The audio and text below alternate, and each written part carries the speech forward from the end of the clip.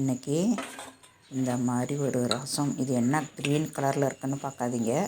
ஆனால் இந்த மாதிரி ஒரு ரசத்தை வச்சு சாப்பிட்டோம் அப்படின்னா நெஞ்சு சளி, மண்டை சளி எல்லாம் கரைஞ்சி எடுத்துக்கிட்டு இந்த தொண்டையில் குத்திக்கிட்டு நமக்கு இருமல் வந்தால் கூட இந்த மாதிரி ரசம் வச்சு சாப்பிட்டோம் அப்படின்னா நமக்கு சரியாக போயிடும். நான் இன்றைக்கி குடிக்க தான் போகிறேன். இது சாப்பாட்டில் ஊற்றி சாப்பிட்லாம். வாங்க வீடியோக்குள்ளே போகலாம் எப்படி வைக்கிறது அப்படின்ட்டு. நான் 1/2 லிட்டர் தண்ணி எடுத்திருக்கேன்.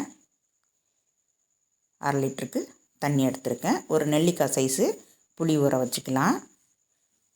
அந்த தண்ணி தான் நமக்கு ரசத்துக்கு. அதுலேயே ஒரு தக்காளி பழம் போட்டுக்கலாம். மீடியம் சைஸு தக்காளி பழம் போட்டுக்கலாம்.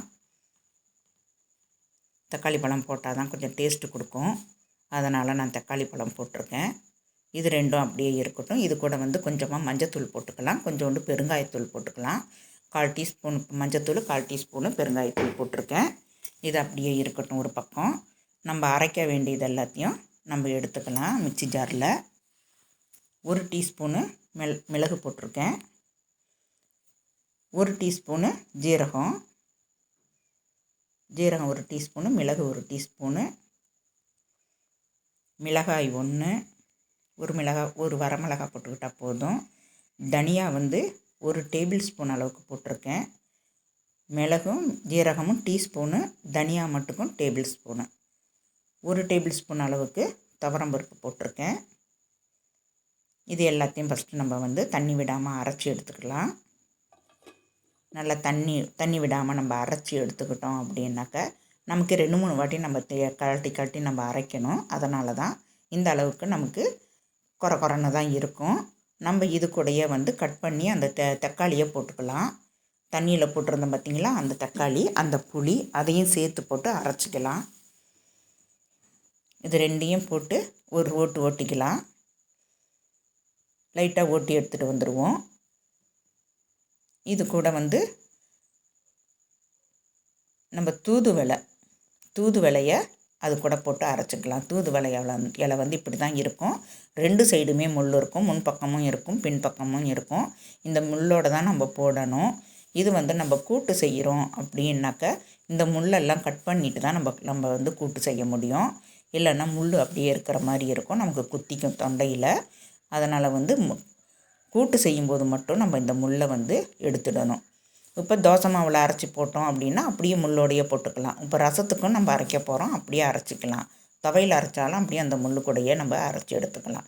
நான் ஒரு கைப்பிடி அளவுக்கு தூதுவளை இலை எடுத்திருக்கேன். நல்லா கழுவிட்டு நம்ம அதையும் அது கூடையே போட்டுக்கலாம். நான் கழுவி எடுத்து வச்சுருக்கேன். அதையும் அந்த தக்காளி அரைச்சோம் பார்த்திங்களா ரசத்துக்கு, அது கூடையே போட்டு இதையும் ஒரு 2 சுற்றி எடுத்துகிட்டு வரலாம். இன்னும் நான் பூண்டு போடலை. இப்போ நான் பூண்டு போட்டுக்கிறேன். ஒரு 5-6 பல் நீங்கள் பூண்டு போட்டுக்கோங்க. அப்போ தான் நமக்கு நல்லா இருக்கும், வாசமாகவும் இருக்கும்.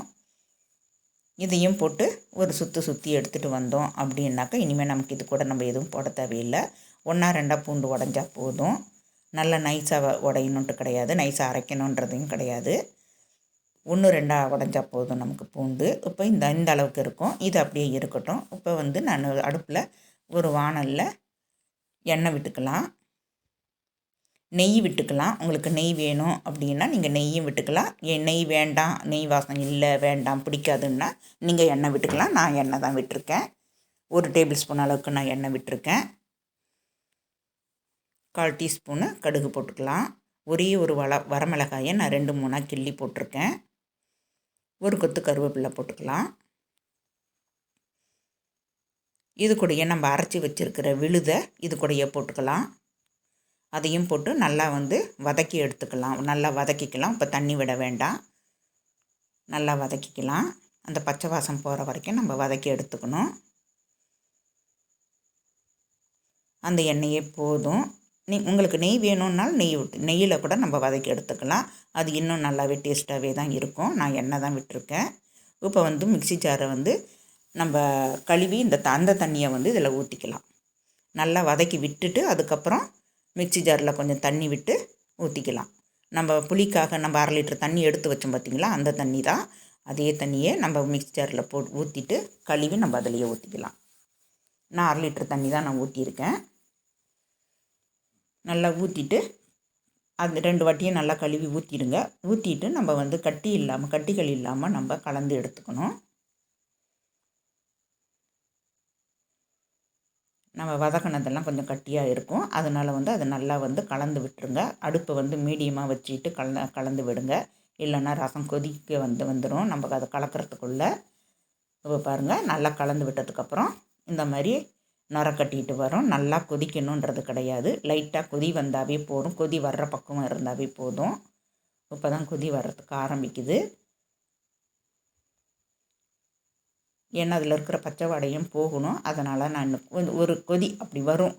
நல்லா தளாரமாக கொதிக்கிற மாதிரி வரும் பாருங்கள். எண்ணெய் எல்லாம் பிரிஞ்சு வந்துடுச்சு பாருங்கள் மேலே. இப்போ இந்த அளவுக்கு வரும்போதே நம்ம வந்து தண்ணி விட்டுக்கணும். இதில் கொஞ்சமாக அந்த கொதி அடங்கிறதுக்கு லைட்டாக அப்படியே தண்ணி விட்டுக்கணும். இப்போ கொதி வந்து அடங்கிடும். இப்போ நான் வந்து வேறு பாத்திரத்துக்கு ட்ரான்ஸ்ஃபர் பண்ணிக்கிறேன். இதை வந்து வேறு கிண்ணத்தில் நான் ட்ரான்ஸ்ஃபர் பண்ணிக்கிட்டேன். பாருங்கள், அந்த 1/2 லிட்டர் தண்ணி தான். அந்த அளவுக்கு நான் மெஷர்மெண்ட்டு சொல்லியிருக்கேன்.